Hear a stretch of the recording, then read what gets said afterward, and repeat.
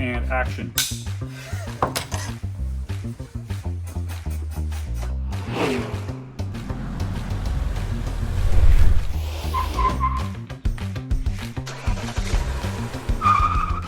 Well, I gotta say, working on the Corvette was pretty fun, but it is nice being home. Yeah, I'm kind of glad to be home. And I'm really excited to be able to get this Chevelle running finally. Well, we got carburetor, we got to put some headers on it. Still got to go find those headers. I don't know where they are in the warehouse somewhere. We need to pull the fuel tank because I think the top of that fuel tank is rusted out. I can smell it when we open the trunk lid, so that's no good. We want to order a fuel tank, but I think we can get it running off a regular gas can. Well, I'll go ahead and get one on order. I also have to go through this wiring and figure out where things are. I need you to get an alternator on this thing because the majority of the power runs right through that circuit, and I really don't want to hack this thing up. Like, I'd like to use everything the way it is. So, you know, if we end up selling this car or whatever, we're not changing anything. The future owner can figure that out. It'll also make my life a lot easier because we just wrapped up all those battery cables. So we're ready to pretty much put a battery in here. Oh, and I need you to figure out battery box scenario as well. So I do need a neutral safety switch, but for the sake of running it, I can easily jump it and have no problems with it. I'll get a distributor in this thing, get some wires hooked up to it, and make some power. Let's do it. To kick off the day, my dad is getting started with making a battery box situation for our anti-gravity battery. And if you don't know him by now, he's definitely going to make it out of some remnants from our community scrap pile.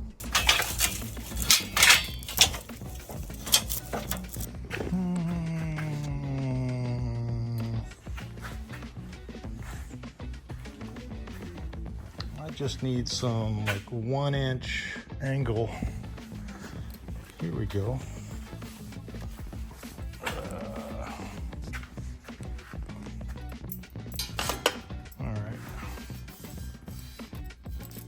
Good scrap here we can make a battery box out of.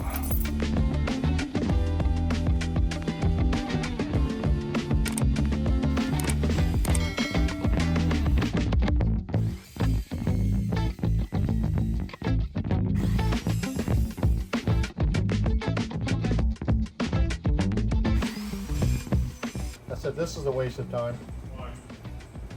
Well, it's not working like I want it to. It's not cutting it at a 45 like I need to.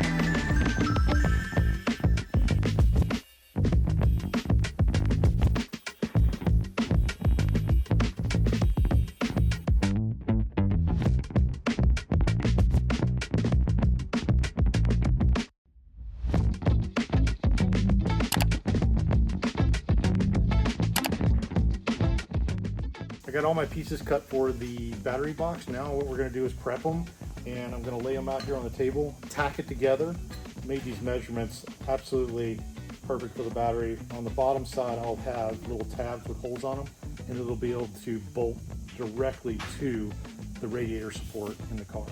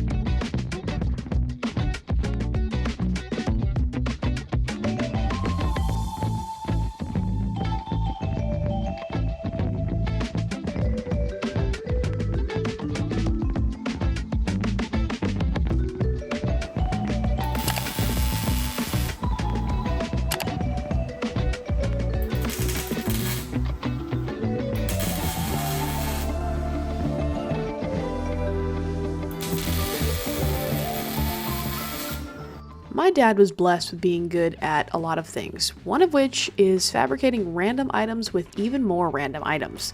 But the one thing he's not very good at is cleaning up after himself. Sometimes. You'll understand soon why I'm saying this. Just remember this singular moment. Yeah, this one. Don't forget it.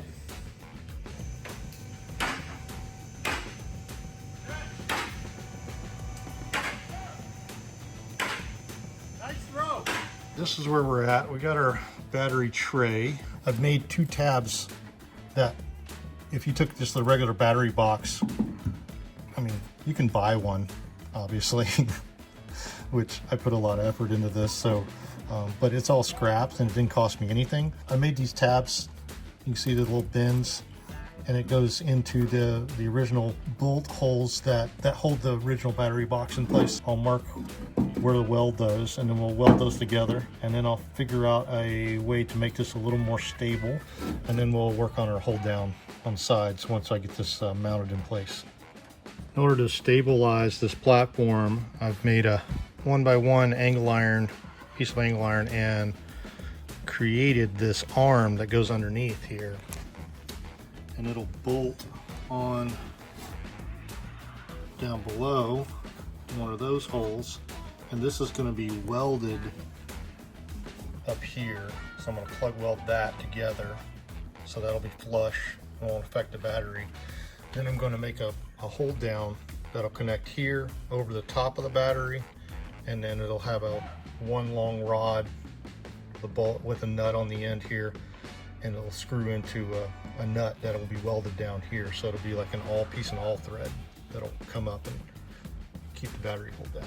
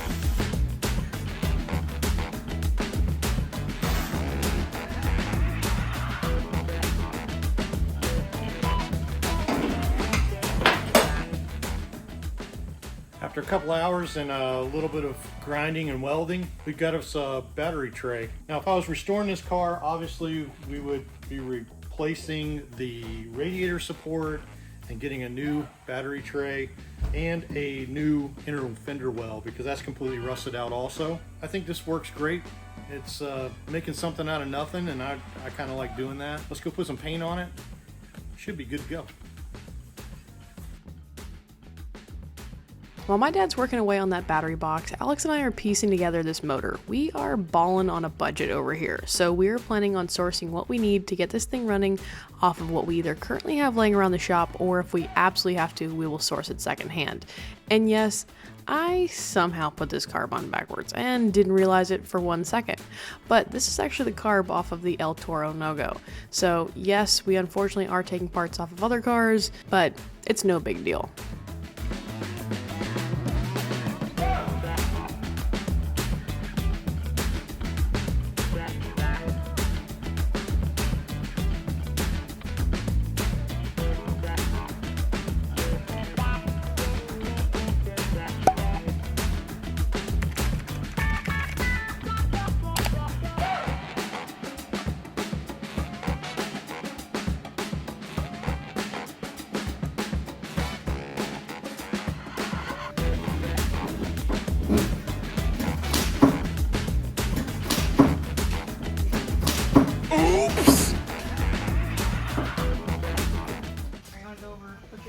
On number 1 for me, sir.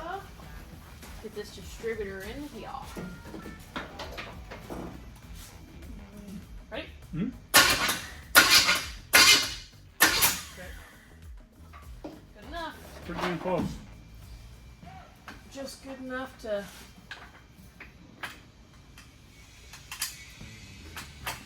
Beautiful. Keep bumping over.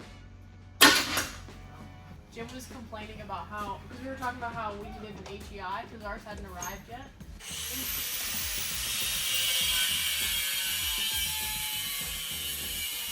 You said something? I was. We were like, Jim, why don't you have one laying around in your garage? And he's like, well, you know, the one I had ended up in a Skullclops. Now it's in a Chevelle. We're gonna do shop. I want a metal shop away from the real shop. Hope you're close to being done. That's what I was saying. Hey, James. Do you know what happened to the cap to this blue distributor? Yeah, it's on Skullclops. We have a distributor cap on the big block over here with your HEI, with wires and everything we'll probably be using. 2 seconds. Cap, coil, wires, everything. Give me that. I'm gonna steal the wires and cap. Is this from the Elkie? This was in the Elkie at some point. It's like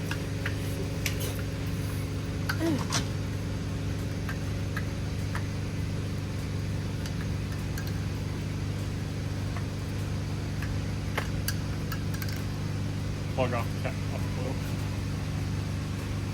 Oh, that pigtail is no more.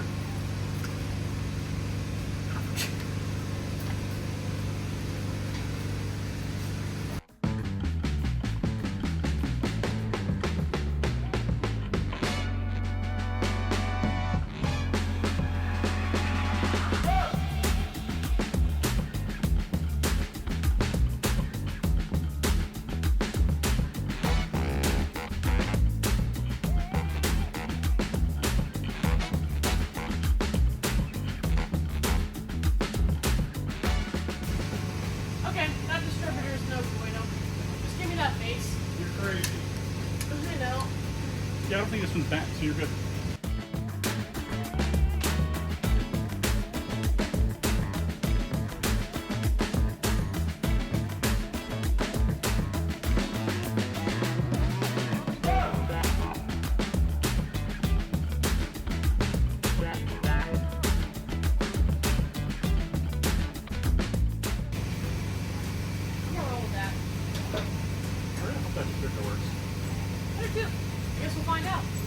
Over the years of cars, motors, and swap meets, we've collected a lot of parts. If you are specifically into one type of car or even many and you find yourself working on them a lot, for example a Chevy in our case, I highly recommend you stockpile parts. You can save a lot of coin doing this and either pinch that penny or put it towards what you may actually need or just really want for your car. Hey Alex, I found another friend for you to exterminate. On the way with the torch. Crickets. What about? What about? Oh my God, him and the hammer and the torch. What's the deal? Insert clip from Charger video. I don't mess around with spiders. Your choice, hammer or fire. Get the hammer out of here, man. I got it. Really? What is I it? got something. I mean, I didn't even dead. get to film it. It's Oh, dead. that's its little egg sac you got on there. Oh. Where's the spider? I don't know. Oh, well, I'm out of here. It's up in there somewhere. Here you go. I'm gonna karate kick you in the butthole. What? Nope. Will you stop? Freaking troll. What is that? Is that a picture hanger? Just a piece of wire. Freaking get out of here. Go do something more Giving productive. it EBGBs or what? Yeah, a little bit. I don't like it. It's like the whole feather on your neck thing. So remember that clip I told you to remember for later? Well, later is now. That roll-on disc that James threw behind him, I find it in a very bad way. Will you disappear?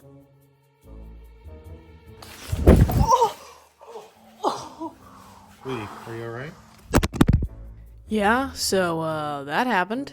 I think it's needless to say that hurt a lot. Somehow my foot managed to zero in on that roll-on disc that James decided to throw behind him earlier that day.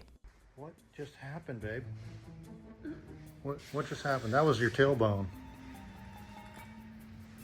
What the heck just happened? What'd you slip on? Bum, bum, bum, bum. You alright? I think so. Let me see, what you got? I don't know what I was trying to catch my hand or catch myself. Was it on the dikes that you slipped on? I don't know. I was laughing halfway down until I realized how much it hurt, but I'll be alright. Alright, well let's call it a night. Okay, All right. I'm cool with that. Alright. See if I can walk tomorrow. Poor girl. Alright, listen, I got another 30 minutes on this battery box and it'll be done and we'll have the battery in the thing and then let's just call it a night and then we'll start fresh tomorrow a little earlier. We'll get a lot done. Okay? Well, I hope this shift linkage will work with the headers I have, which I guess we need to go find them. So follow me and we'll go see if we can find those headers. Oh, what, you like these, sir? Yeah. Go to HHWheelsPro.com. Get yourself one.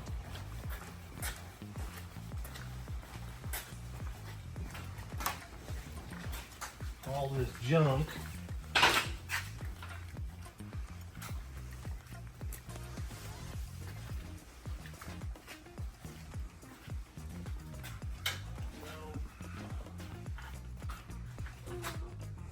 Wow, we got some Ford engines. Carpet for a truck.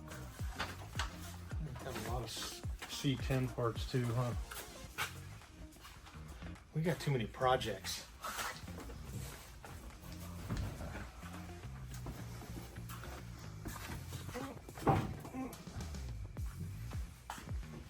Broken ankle.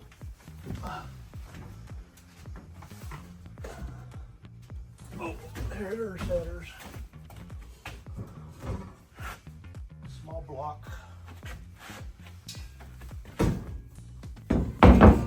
Small block headers.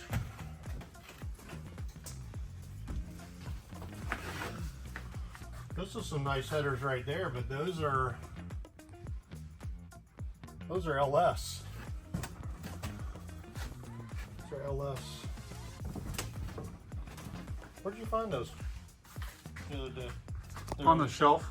Yeah, all that on that shelf is that Pantera stuff. So we got he's got to come and get that stuff. There's some 4 pans up there.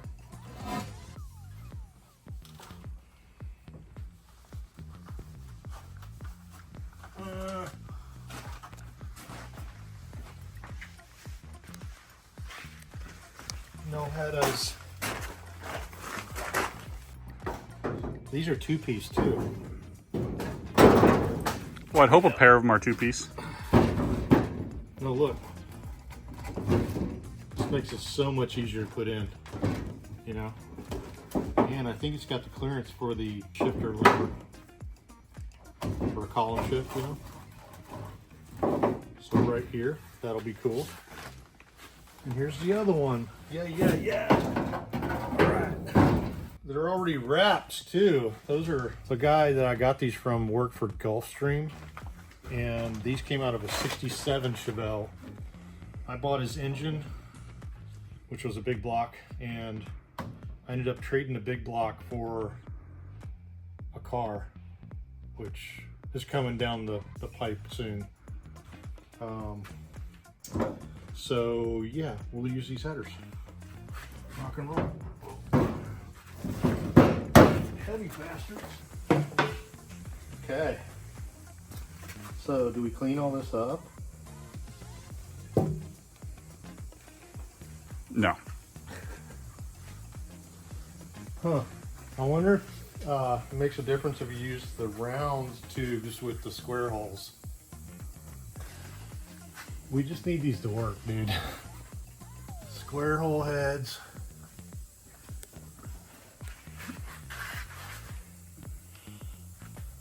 Round hole headers. What do you think? How much horsepower are we gonna lose? Not enough to notice. Dude, we gotta piece this together with the parts we have. I'm not ordering new headers. Oh, no. Can you use round piped headers on square tube? Or are they gonna leak like crazy? That's the wrong question. It's not can you, it's should you, and the answer is yes, because we already have them.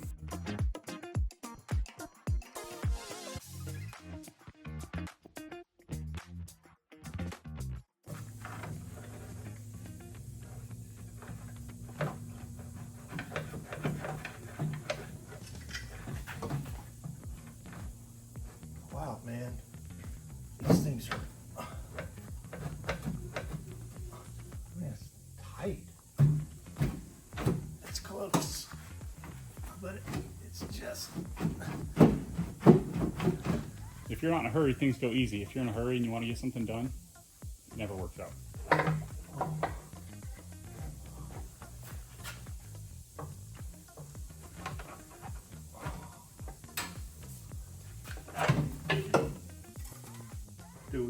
Yeah. We can't feed the header down through the hole though. We still have to be under it. Can you feed it down on the passenger side? You might. Let's take that tube off, see if I can get the driver's side on with it. All right. All right, here we go.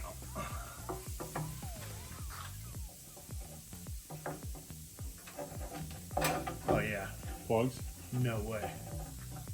Not even close. Not even close, man. Despite their efforts to get these headers in from below, that just wasn't going to work. So they had to go up top and disconnect the motor mount so they could lift the engine up with the hopes of being able to successfully sink the headers from above. That's the only thing we're going to hit first is the back of the train. You go another inch if you want.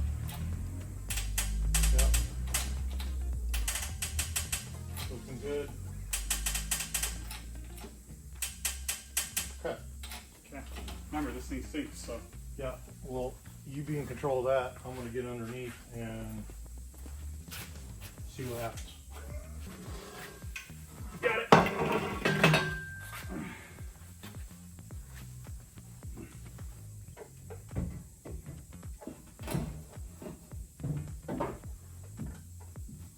I'm letting you drive. No, we're not able to. Not with the fender well here. Yeah.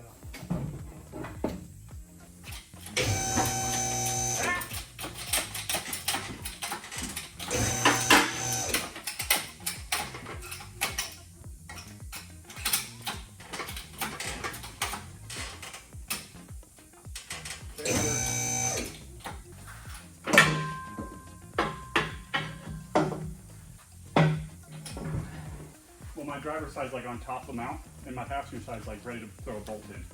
All right. Yes, we're ready to bolt these up. Okay. These headers will be absolutely kick-ass if we can make them work, But the problem with long tube headers is they just really are so hard to put into most cars. Now, although they are designed for specific cars, motors, transmissions, a lot of different factors go into that. Using ones like we are, there's absolutely no guarantees to go into whether this is actually going to work or not. How's it going down there, James? It's about to get messy. Oh no. Oh, are you not wearing gloves? Actually, not messy at all. Hey, we should probably check the amount of oil in this thing. Okay. Get this shot coming up here.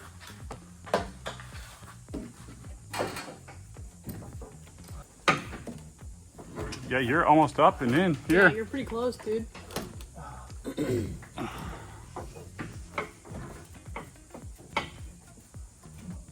You're on the kick down. Yeah, you're hung up on the kickdown. 1 second, hold on, James. Let me push the motor. Here, can I get your Yeah, I just need you to push the motor one side, please. Oh! I don't know if that's gonna help.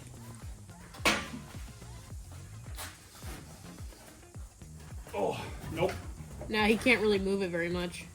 Very close. What'd you do with your pry bar? Super close. You know.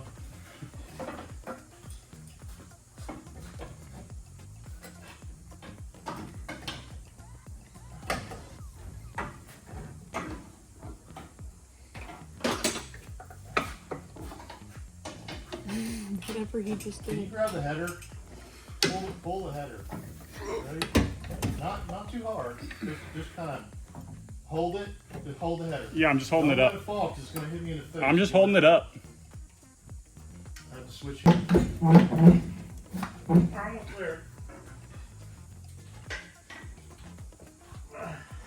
We're on the oil filter housing is what I can see. Just hang in there.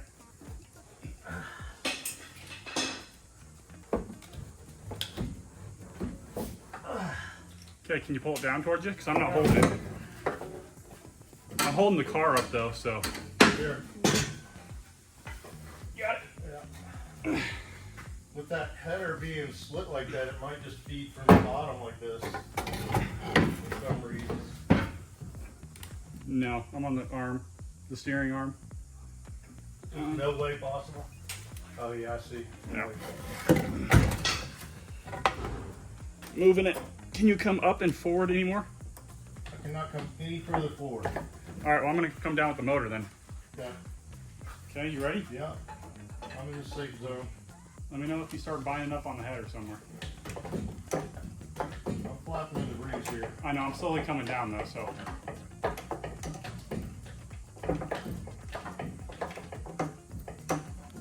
Think it's gonna work.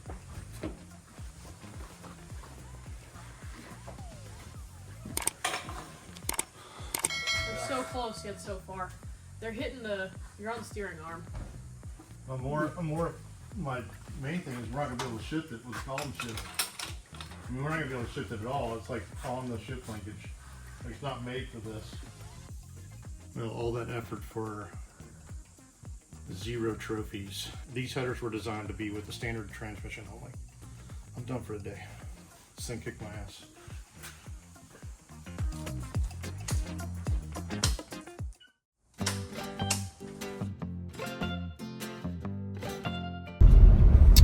Trials and tribulations of switching small block to big block in our Chevelle.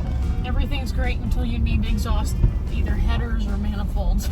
Yeah, what I'm thinking is I'm not even sure that we can use the column shift by going with the big block. I'm not sure that we're gonna have the clearance. So our buddy has some exhaust manifolds that we can use, or possibly buy from him. I say we try to find those, see if he'll give us a decent price on them, go get them, test fit them, see if they work with the column shift. If they don't, then give them back to him and we'll just run the headers and do a floor shift. Right. Because I don't want to do floor shift. I want to use column if we can. Well, I'm saying if the manifolds don't work either. Right.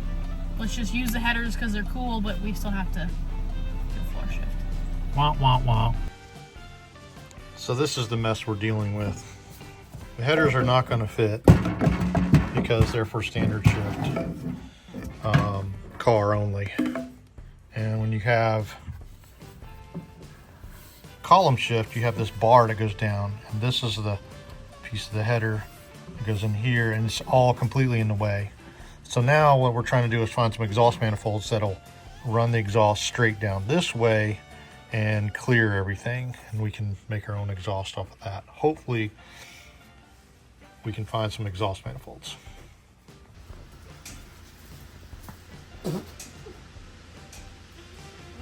Yeah, the bowl holes don't match up like that. Well, after all that effort,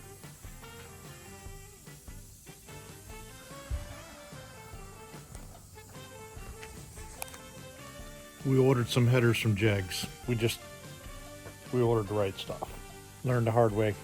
So I guess now I'll get started on the alternator bracket, because that's something I can do while we're waiting. Alternator bracket somewhere in this area that will hook up to these existing wires, and that'll complete the wiring circuit that Caroline was talking about. Going through our junk, finding a bunch of brackets that we stripped off, a bunch of small blocks and stuff. This is actually a power steering bracket that I'm using to mount this alternator with, and now I'm going to build a bracket that goes from here to here for the backside here, obviously. And what you're going to see here is we're going to use this pulley from the water pump over. You can see it lines up with our bottom pulley here. This thing's way out wide, but it has to be on the driver's side because we have this wiring harness that needs to hook up to the alternator that Caroline needs to use for wiring. We have an adjustment on this aluminum bracket, which is kind of cool. We'll have belt adjustment. So alternator almost installed. All of this is killer. Hopefully Caroline likes it. This is probably the most stable and stoutest alternator bracket I've ever built in my life. That's 1/4 inch steel, dude. Where's the speed holes? Speed holes? You want me to lighten it? Race car. We just put a big block in this thing. Ooh, fancy. I like it. You just made this work. Cool. That better not go anywhere. Goodness.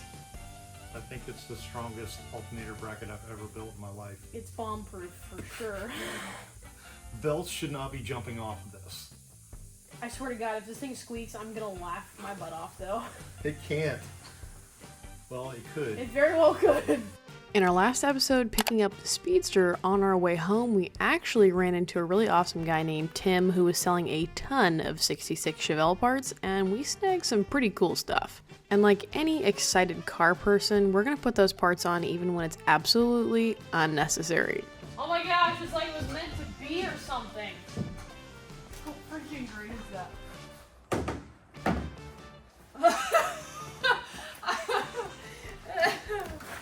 That's pretty funny. I like it. I actually really like the red on here. Like, Oh yeah. I'm not mad about it. So does this raise up and go like this on top of No, it? you're No, I supposed think to it's supposed to be low. bolt it through the hood itself. Oh. It's going to be tight. It's going to be very tight. This may not work. No. We have to just cut a big hole in this. Just put this on top. Let's put this on top. Hey, so I solved our radiator problem. Yes, you did. It's even electric. Got 2 electric fans now.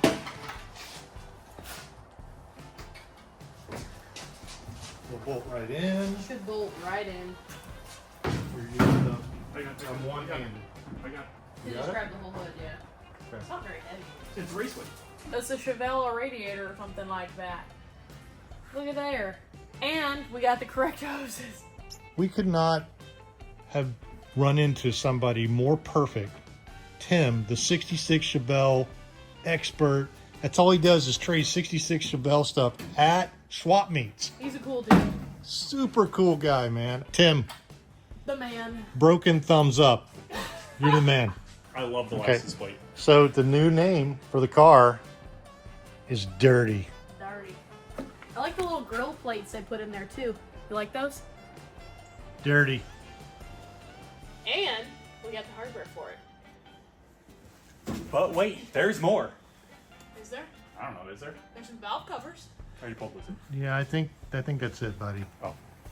I forgot. But wait, I was correct. There is more. Oh man, I forgot rock. the grill. Oh, the back seat is full of stuff too. What else you got in there? The best stuff ever. So let's go look at this back piece. I don't even know how this happened, but now it's gonna look like it didn't happen at all. Yeah, that's perfect. And then just wait, come back around front. Wait, there's more. So it's a little before and after action. Boom! Oh, yeah. Look at that. That's so much better. These are our Jegs headers that we got. And as you can see, they're actually the right headers. They have square holes in them. And I'm going to attempt to put these in with one hand working, well, one and maybe a quarter hand. Because last week I broke this hand. I got 2 broken bones in my hand. Really stinks. But the show must go on. I'm going to try to put this on. Caroline is editing a video, so I need to get ahead of the curve on this thing and see if we can't get the headers on.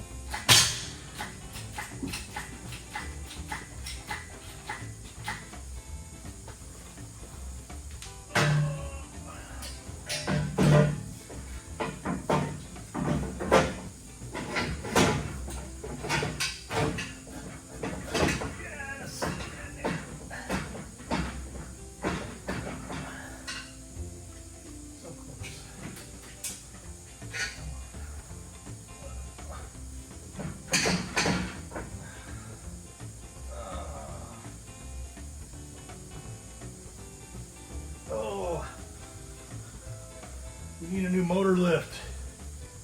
Crying out loud.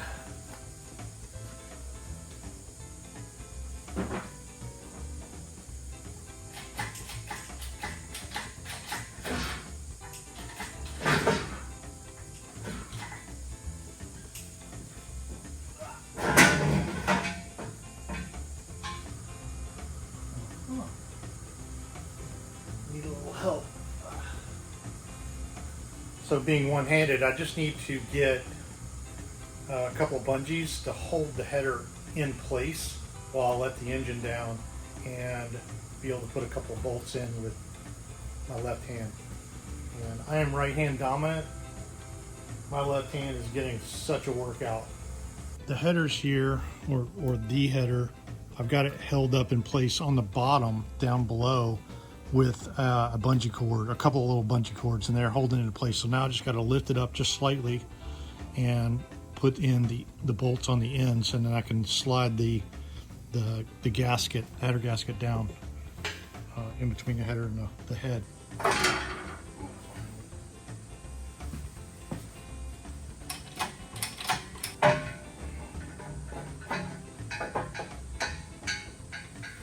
The awesome thing about these headers that we ordered from Jegs is they go on, they go on and they clear the column shift linkage and everything. So I do love that. I hate that I have to lift the engine to do it. They do fit, and we can use all the linkage and use the original kick down and everything. So that makes me happy. As I'm sure you've gathered by now, my dad is a very smart but very stubborn man, and if I would have known he was doing this in the moment, I of course would have helped him. So I guess the moral of my story is to not bring him parts like headers unsupervised. At this point, he was still pretty fresh into this injury, so I don't think it really set in how much pain he was in and how much damage he could do by working on it. So thankfully, this whole situation was pretty short-lived. But I gotta say, I'm pretty darn impressed he got all this done by himself, because even with a second person with 2 non-broken hands, this is still just quite a task.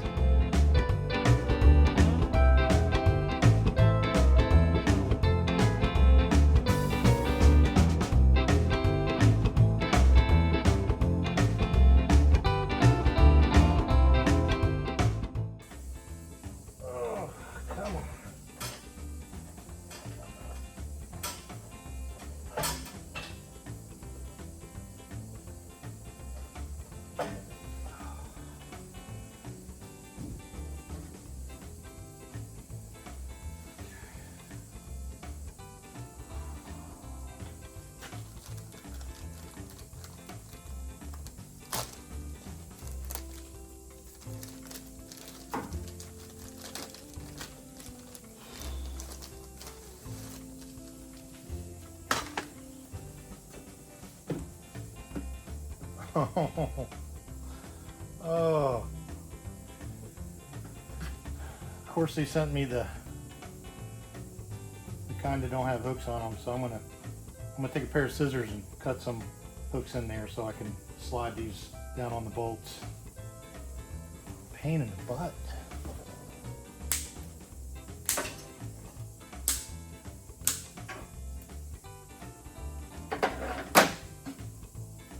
Okay, should be able to slide these right down on the bolts now.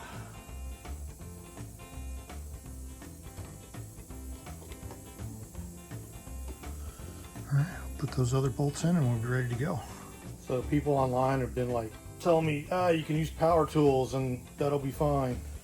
Power tools are not the answer because I can't even get this socket off without using just my one hand. So I can't even grip with this hand hardly. I was just contorting it inside there, holding up the header like I shouldn't be, and man, it hurt. If you've never had a broken bone before, I'm telling you, broken bone pain goes through your whole body. It just tells you to stop doing what you're doing, shut down, and rest.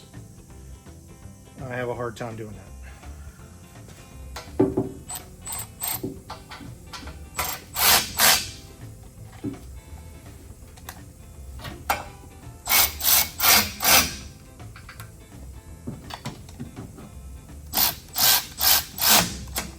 All right, all I have to do is do that to the other side and the headers will be installed. And that's one less thing that we have to do tomorrow. I'm gonna go to Napa and get us a belt to run the alternator and the water pump. We'll move along on this thing and hopefully get a little bit further.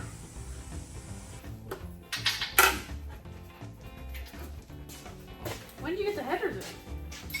Yesterday. Wait, did you do it one-handed? Well, I didn't magically grow a new hand.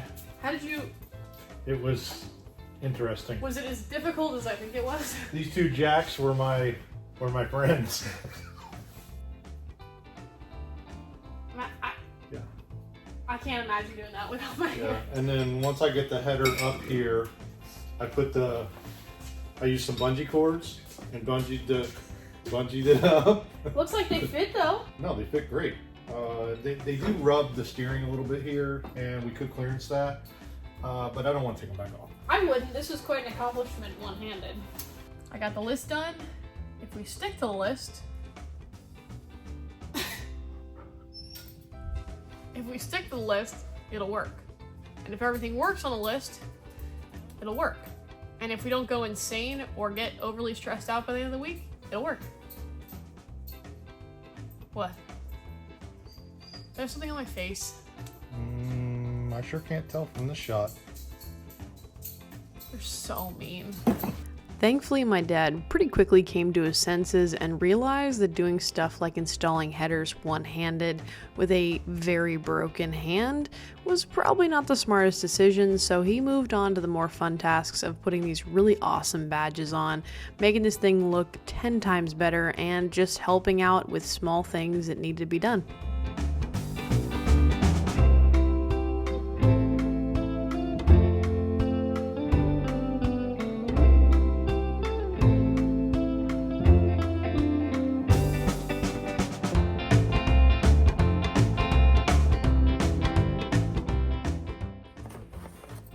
Currently working on the oil line for the oil pressure gauge, and the oil pressure fitting is down on the driver's side of the engine. The fitting I took out of there is very odd. It's not something I've dealt with before.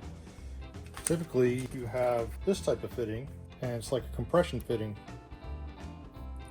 and typically those are the oil pressure lines that I'm used to dealing with. This one it's a compression fitting all by its lonesome.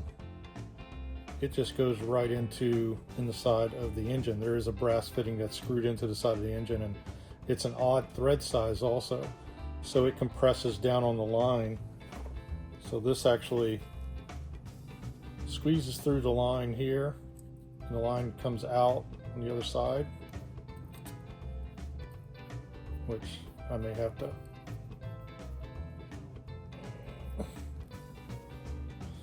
Oh, just working with my left hand totally stinks. But I'm gonna have to put that in a vise and just push it through just slightly, so that the line will fit down into the fitting, and then this little fitting itself actually is a compression fitting, so it's pretty neat.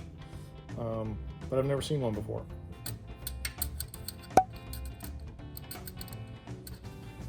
Left-handed wrencher. You're used to working with your right all the time. I can just use these fingers and just kind of push and pull.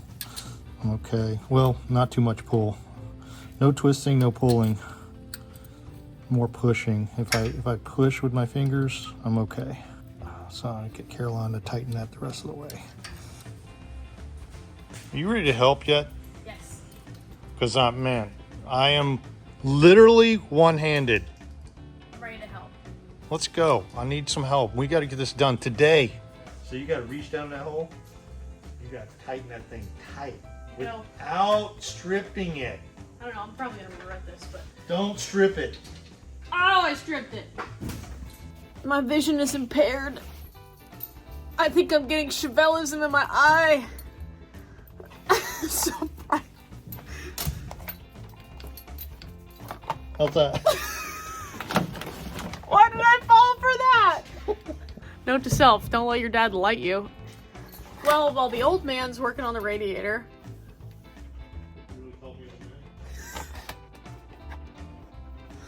No. What? Get to work! So while the old man's up there being one-handed, I'm in here changing out our neutral safety switch because I need to run the wires up front, and to do all that and test it properly, I need to have a good circuit. So the old one in there was pretty beat up, pretty old. I found that I'm pretty sure a majority of the Chevys that we've worked on have all had the original ones in there and they've just gone bad. The cool thing about a neutral safety switch, and also the annoying thing about a neutral safety switch, is it's basically designed to allow you to start your car either in park or in neutral and not any other gear. So when you fire it up and try to start it, you don't go rolling into another car or God knows what else. So I'm gonna change that while he's messing around with a radiator.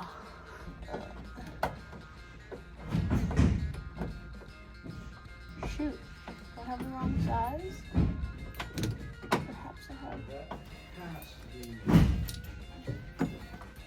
Quiet on set. Oh, I have a dog. Hello. Look at how high this is. Is it bad? This doesn't go under. Haha! Papa, you were right. Papa. Papa. Papa. Papa. Papa. Papa.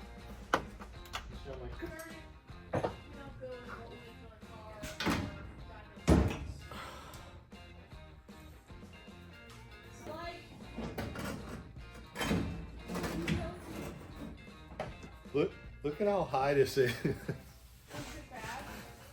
This doesn't go under the hood. No. What in the world?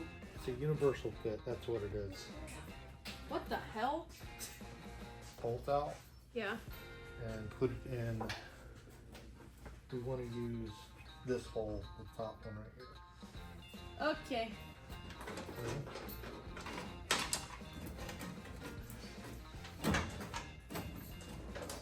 You there? Yep. That looks better. Slightly.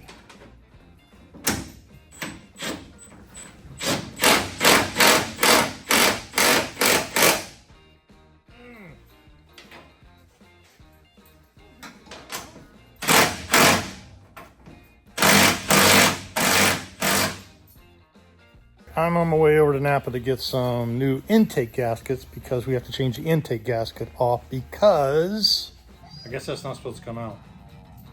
You realize you just broke an expensive Corvette intake, right?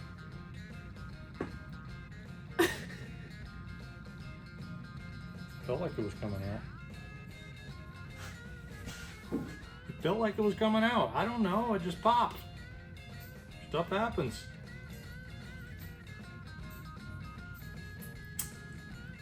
So you've just added more work to our list today where we need to change the intake now.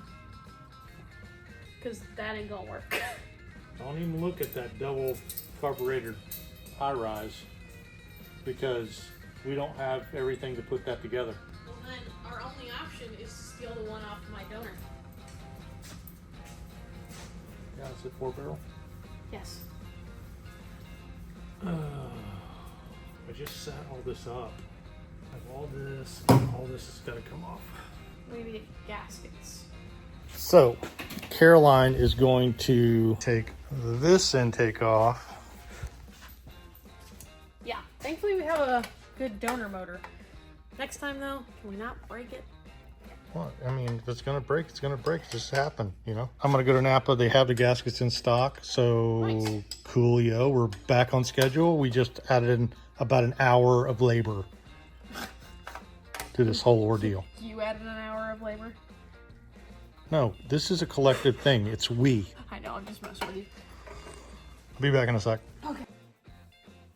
Well, that was definitely a setback we did not anticipate, but you know, sometimes stuff happens. Thankfully, we have this really great 454 donor engine that I picked up at an auction a long time ago. Thought I was gonna get running, had a lot of ideas for it, and honestly, it's just sat for the last couple of years. So honestly, the best case scenario is having this thing just on hand whenever we need it, and it is seriously coming in handy right now, especially for this 4-barrel intake because we don't have anything else.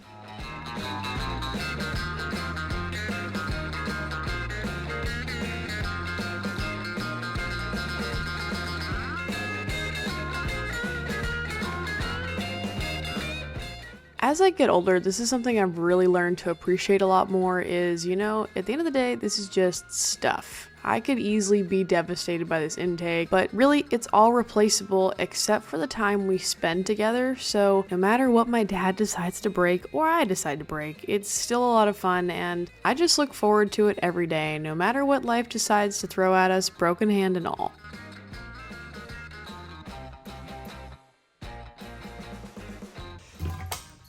Oh, this intake is so much lighter. Because it's aluminum. I know, don't mind me. Yeah, it's extremely sad. I'm very sad.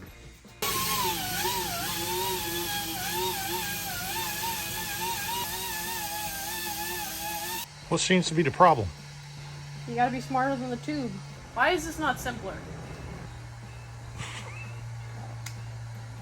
Okay, do we have another tube of it anywhere? Like a squeeze tube? I'm good, actually. Using the Arbo.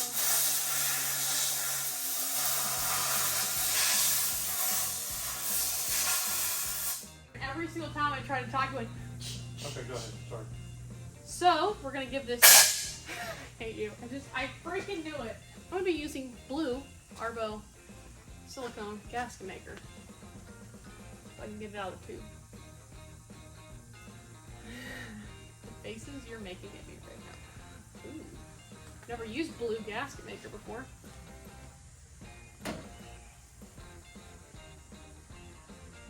Blue, huh? What's the company that sent that to us now? What's it called? Arbo Industries or Enterprises, I don't remember, but it's Arbo. They're about to get tested fully. I'm interested to see. We had gray, red, and blue to choose from.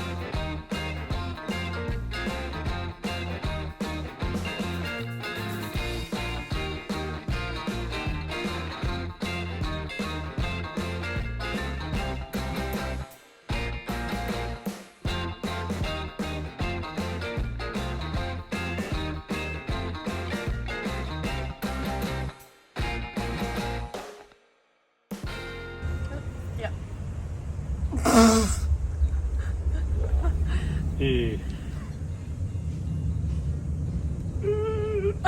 pretty stuck in there. Yeah. That's almost as bad as frizz. Yeah. But I love how these are mud daubers. Yeah, let's see if this will come off without me. Yep. Go ahead. The good news is there's Not too bad. Vacuum it out. They're on the freaking thermostat. We're almost back to where we were when we started here, okay? How tight do you want this? Mm-hmm. Okay, so spark plug wires. And then I gotta wire up a fuel pump. Man, I forgot I didn't do any wiring yet. Great. Just freaking great. Okay. The one-handed bandit. Uh-oh.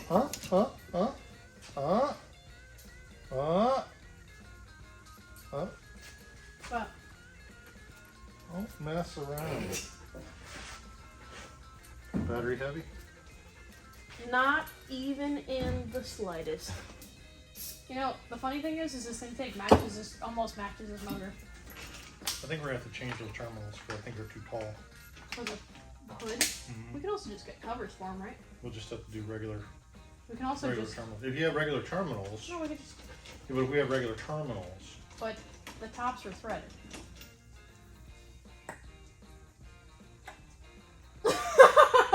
You didn't know that the anti-gravity batteries are threaded up top?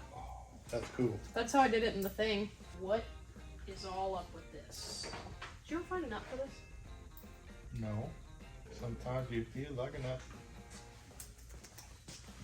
Sometimes you don't.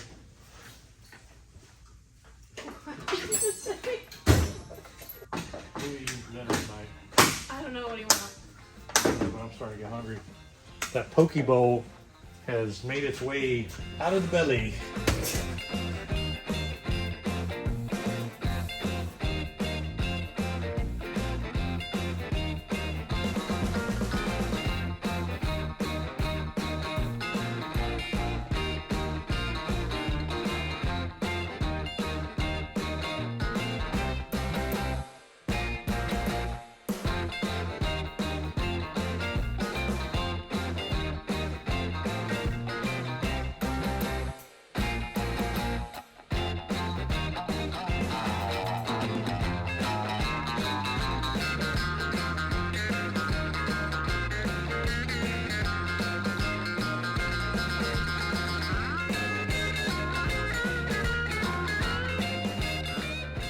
Wires are a tad long, but I think they might work. It's like spaghetti noodles. Oh, it looks good. Let's see if this works. So there's a red wire that runs through this core support, and there's this weird like junction block looking thing. I suspect that this may be the wire that's supposed to go to the hot side of the battery. So if you could just do me a favor and hold that right there. I'm gonna go try to crank it and see maybe. Trying to electrocute me or something? Yeah. No, you're good. Just hold that on there. Alright, let's see. Dude, look. The radio's freaking on. What the heck? Maybe. Yeah, it's all lit up. You know the one they hacked in here? It's all lit up. Speakers of that thing and it worked. It probably would. That's too funny, man. But the real test is seeing if we get some juice out of this. Okay, well, the radio goes out, but I don't get any crank to the starter. That's the on position. Right. She made herself very comfortable. I think she likes the Chevelle. She's a car dog. Classic car dog, to be in fact. I guess the upside to that is, like I said, all of our power issues should be in here now, which sucks because I love laying in all this, but does really narrow down the search, meaning it should take me less time to get it running. Come in here tomorrow. I'm gonna come in early and I'll vacuum all this stuff out because it's driving me nuts too. Yeah, the only problem is we scraped up all that tar board, you know, so it's still got that like stickiness. Maybe we could just put some Dynamat over it. Great minds think alike, because that is exactly what I was thinking. Okay, cool.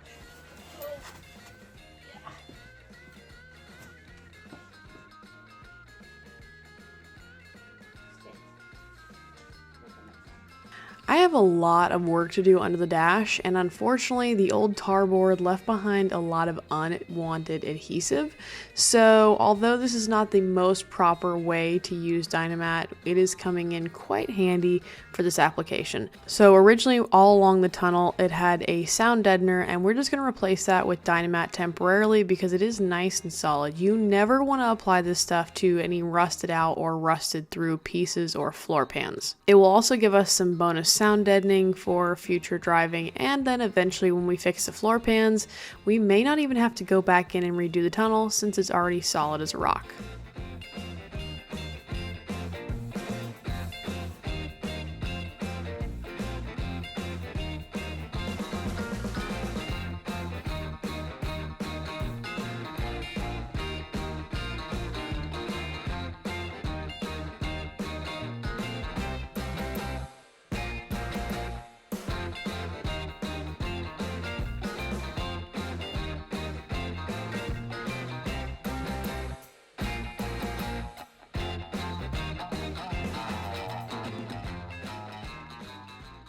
I mean, I know this is going to come right back up.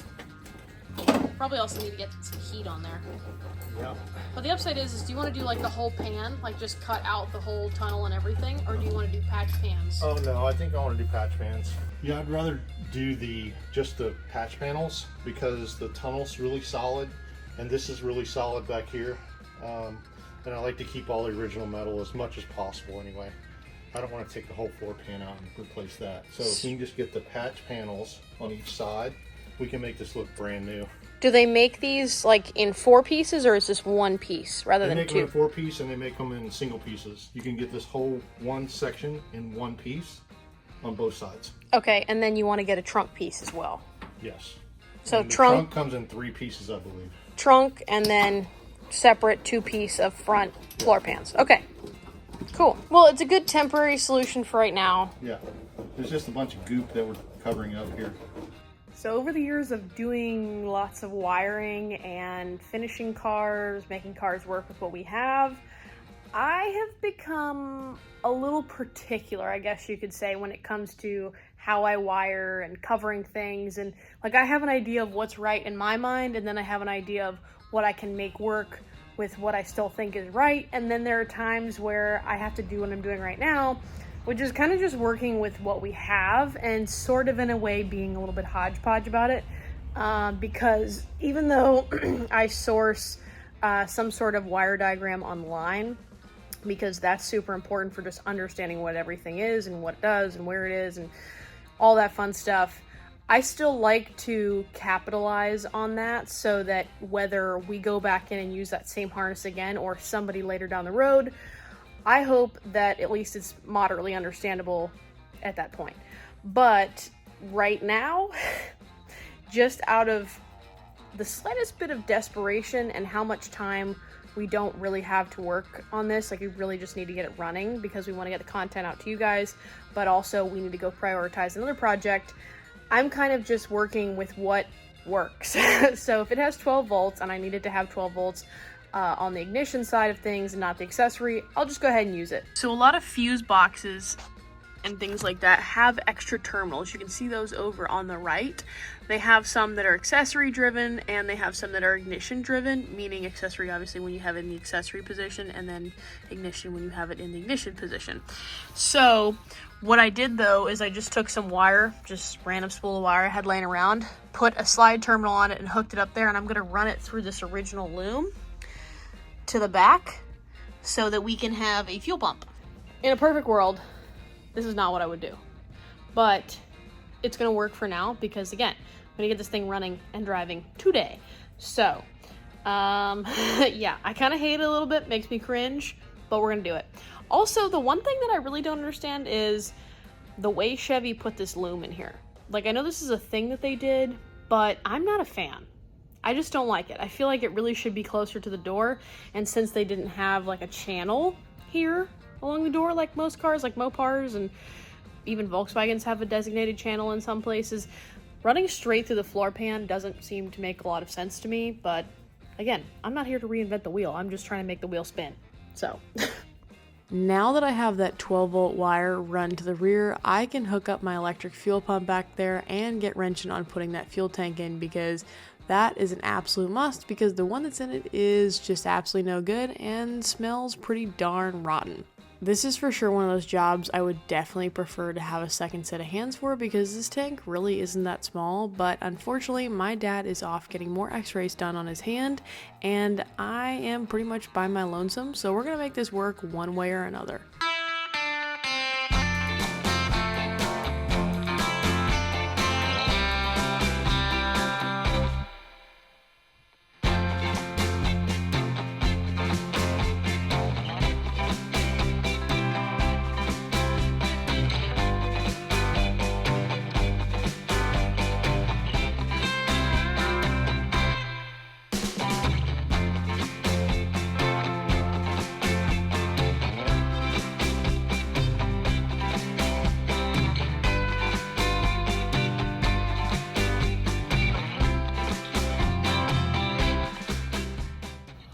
Lovely.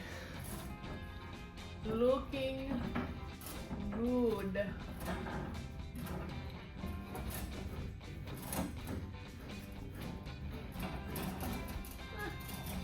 Could be worse. Could be a lot worse.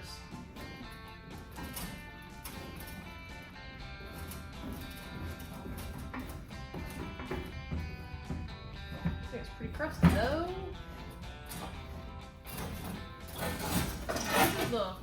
This is the part where second person. Ew. Oh my god. This thing smells so bad. Well, that's what the trunk floors look like, and that's what the top of the gas tank looks like. You know, it's really not bad, actually. Especially when you compare it to the one out of Frizz. That was bad. Yummy. Well, at least the old one is out. Now let's go ahead and prep the new one we got from Jegs with the new sending unit, and then hopefully get this sucker back in before James comes back. For our fuel tank, we scored a brand new one from Jegs. The only thing I don't understand is why the filler neck wasn't actually boxed up. But anyways, we got the sending unit from Jegs as well, pop that in, and this sucker is ready to be installed and filled with some gasoline. We're gonna pop this new tank in. I don't think we have the appropriate carriage bolt to go in that side, so I'm gonna let my dad figure that out when he gets back. But in the meantime, at least I'll get this in so that he won't have to touch it or be inclined to touch it, because I'm really trying to keep him from doing anything with that hand if possible. Oops.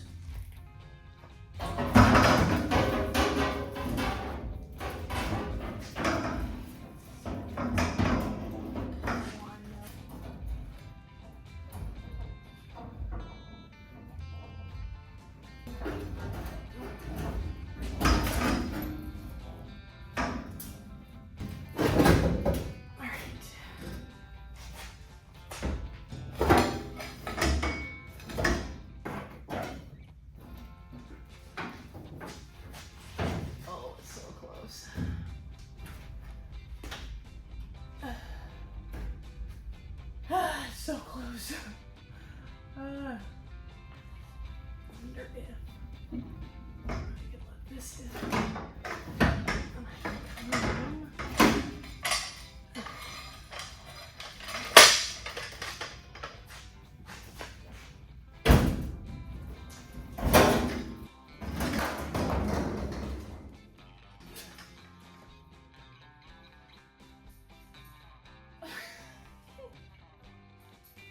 That's what I get for not thinking, are you okay?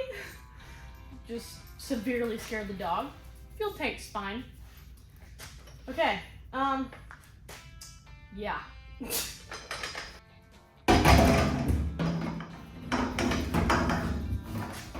I think I'm just gonna take that as a good stopping point for right now. And then when I have a second set of hands to thread that in, I'll get him to do that, and then we'll figure out the rest. I truly believe the universe either has a vendetta or is trying to tell us something, because I swear to God, this was not planned, yet I got hurt again. Long story short, my dad thought it was a good idea to take his motorcycle out with his broken hand, and one thing led to another. He couldn't move it back inside, so I did it for him, and you'll see. This stupid e-bike, I swear, I wasn't trying to whiskey this throttle. Somehow it just happened. I slammed into the building, shook the camera, and really don't remember what happened.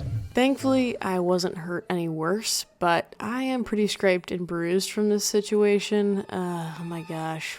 Can we just stop hurting ourselves, please, in this episode at least? How's the leg? It's a little sore. Oh yeah, that's gonna look good for SEMA. Oh well. I guess the shop is just hating us right now, huh? The tank looks good. Let's get that tightened up.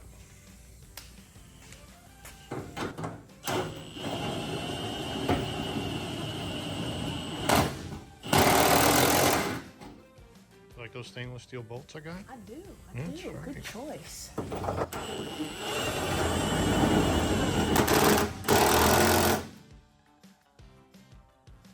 Yeah, let's not leave my socket there. Did you get the fuel pump in? No, I wanted to see what you were thinking on placement.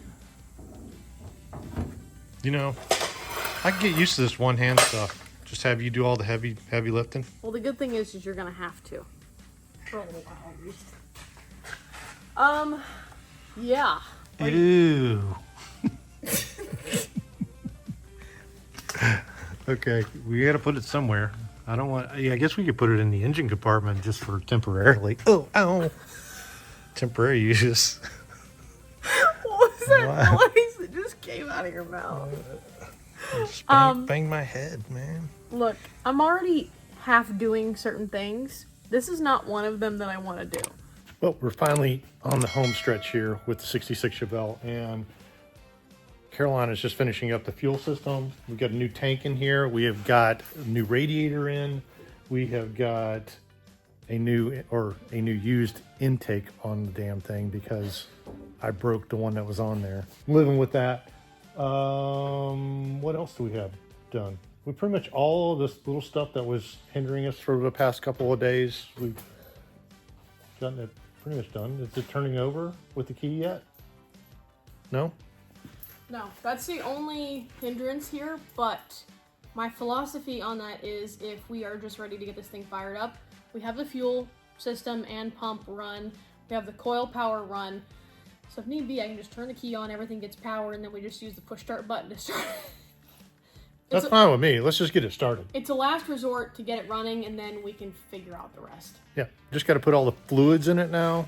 We'll put some radiator juice in there. We'll put some oil in the engine, and we'll top off the trans fluid and fire it up. Time to do some sketchy stuff. Doo-dah. So we have the fuel pump primed, and we're getting fuel to our carburetor, which is good, and they're coming out of our jets, so for sure have fuel. This distributor is a donor from Alex, and I don't even know if it's going to work, but it has 12 volts, so we'll know if it's the distributor or not. We don't have any fans. We have a little bit of water. We really wanted to drive this, but realistically, let's just get this thing to fire and see what happens.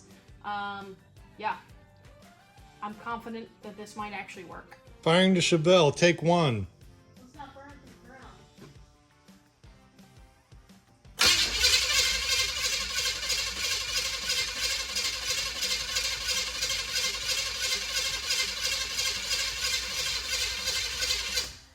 I don't know if we're getting fire.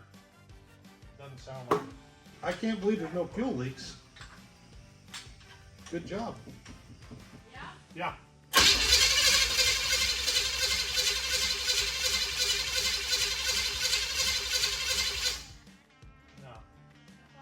Yeah, it's definitely not firing. Can't. All right, let me get this number one off and see if we got any spark. Ready? Yeah. Okay.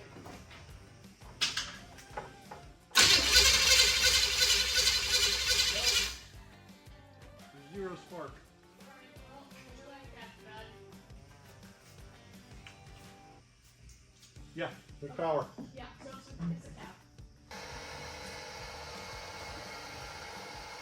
This is literally the last hurrah. Well, this will dictate whether we get this thing running tonight or Tomorrow, yeah.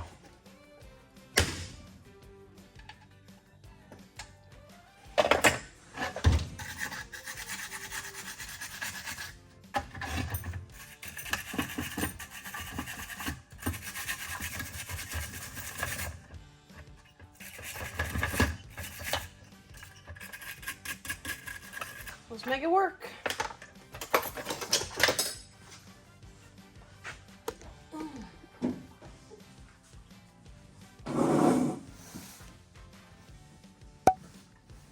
Such a big thing to get that first fire up, isn't it?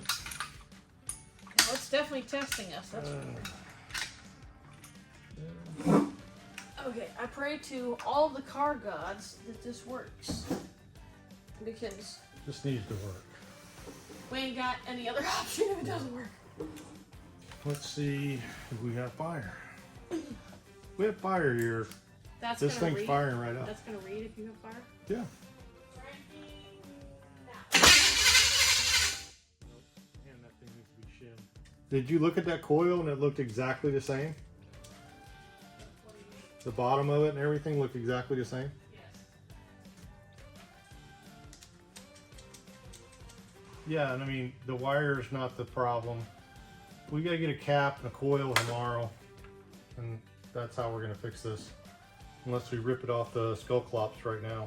It is literally the middle of the night and we are truly feeling it, but we are not giving up. I'm gonna go take the cap off skull clubs.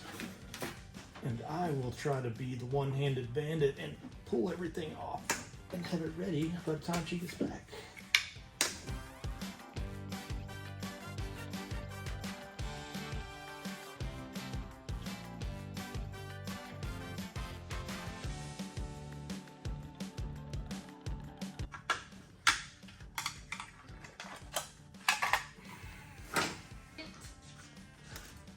What?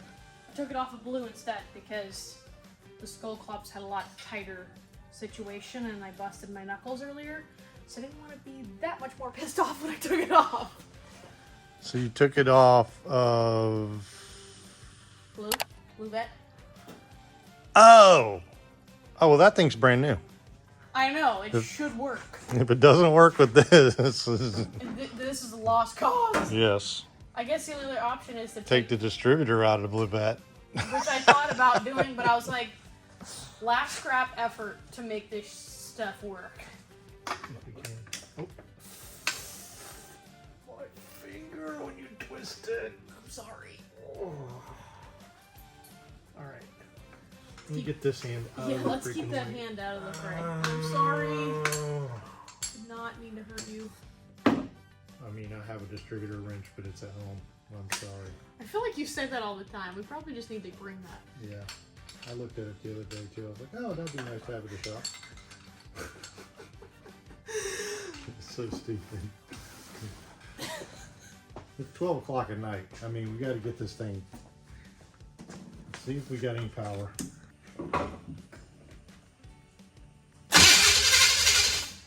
Nope. No. Oh, that starter sounds horrible. So that distributor could be just junk. What I don't understand is All the internals of that distributor are brand new, but they could still be junk. but we've swapped to 2. You see what I'm saying? So yank the distributor off. It's a 9/16. It's like you already have all the cap and shit off. I know what it is. I'm just saying, are you feeling up to it? Yeah, I'm fine right now. I mean, but if we power up that new distributor and we're still not getting, I don't know. No matter what, I should be getting something coming through that wire. Yes, but what I'm saying is, by any reason, is it cutting power to the distributor when I'm cranking it? Got power. No, it just comes down to distributor. Right. Well, the old saying that was told to me by a good buddy is new and not necessarily good. So we just got back from California rescuing our 65 Corvette, and we put a brand new distributor, cap, wires, everything on that thing, and it's made its way home. We have to do a little bit of work on it, so it's technically down for right now. So we justified pulling the distributor out so we could at least get this thing to run, because we know darn well this whole setup is good and works. So we're hoping that this fires off and everything works as it should. Oh my god, I hate these boots so much. I got all mine on. We're good. All right, let's get this fired. Yes, I like that philosophy. Let's get this fired. I think it's gonna fire. I think it's gonna fire. Go ahead. Yeah. Yeah, I got it.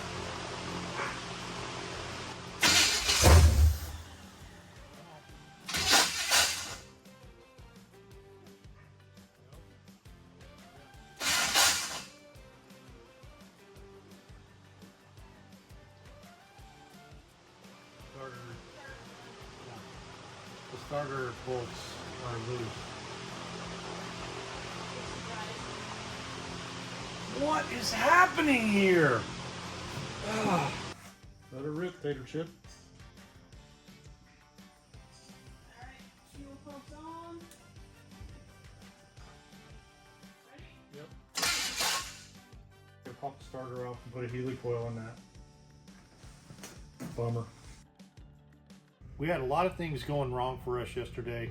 We figured them all out and we were ready to get this thing fired up, and it wanted to fire up. I did not anticipate the starter bolt going bad on the starter. One thing that we have to do is get that fixed and stabilize that starter, or we're not going to get this fired up. I noticed when we put the new starter in that the starter bolt hole actually had a Healy coil in it, and I'm thinking that it was a little stripped out. So hopefully we can just get under there and get the old Healy coil out and put a new one in. Pray that a new bolt will actually hold and allow us to turn the engine over and get this thing started, because it's right on the brink of starting. So my only thing to do today is to try to figure that out. I'm gonna pull the starter and see if we can get a new Healy coil put in.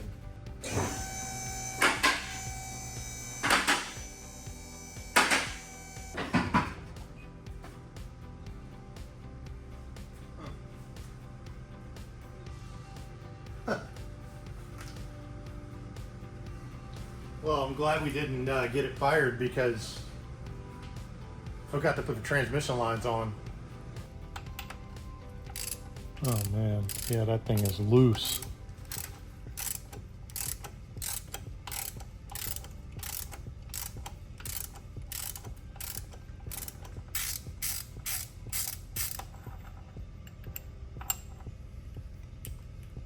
Oh yeah, it's smoked. Half the engine block came out with that. That's great.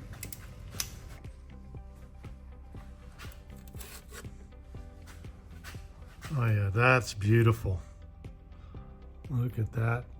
Healy coil's got to come out of there. But the block's not broken, so that's good.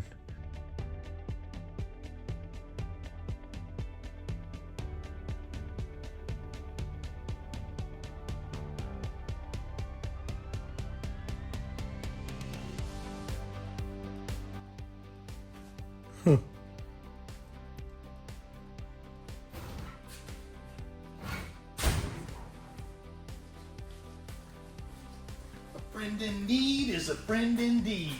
I love my automotive family. Land Speed, they have a 3/8 Healy coil for us, so I didn't have to go buy one. Those of you that's not familiar with Healy coils, these, you drill a bigger hole, you tap a hole, which has already been done to this block. I pulled the old Healy coil out. I just need to put a new one of these Healy coils in. It's a 3/8 by 16 thread for the starter bolt. So we put one of these in, and hopefully it works.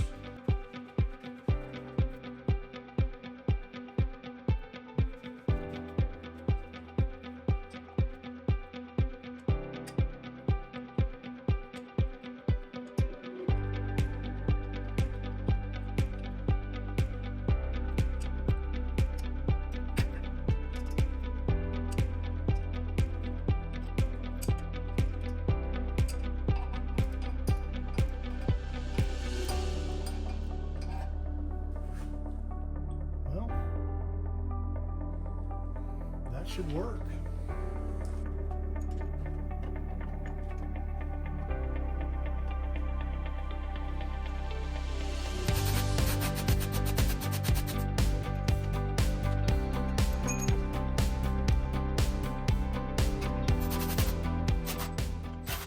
Okay, that seems to be tightening up really good. We might get lucky with this.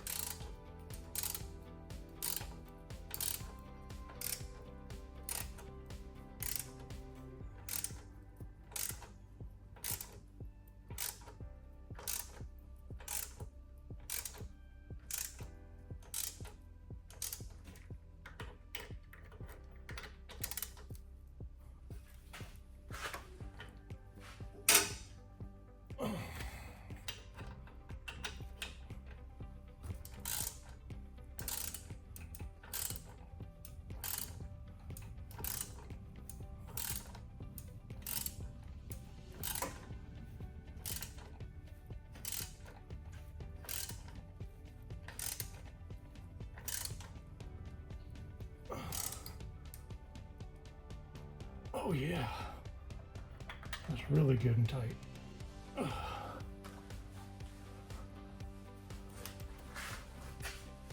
Oh, I think that's gonna work, no problem. All right, well, what is that? Up, down, all around. I love that these are here. Hey, by the way, did I blow these out? Oh, you did. We used the, remember I pressure washed that thing? It was like, shot all the crap out. James came in early and got a lot of work done. He ran a new Healy coil in for the starter so that thing doesn't wobble its way out. We got a bracket made for the back of the starter so that it's not, you know, too much weight on all of that. And we put the transmission lines on, which we totally forgot to do. So it's probably a good thing this thing didn't fire up. But now is the time to hear this baby roar. There. Ow, you're just gonna blow everything James, in. look, it's your biggest fan. Okay, why is this pointing toward us? Because I heard you fart. All right, here we go. Go ahead. Go ahead. The starter's still terrible. Yeah, the starter's not great. All right, go ahead. Go ahead.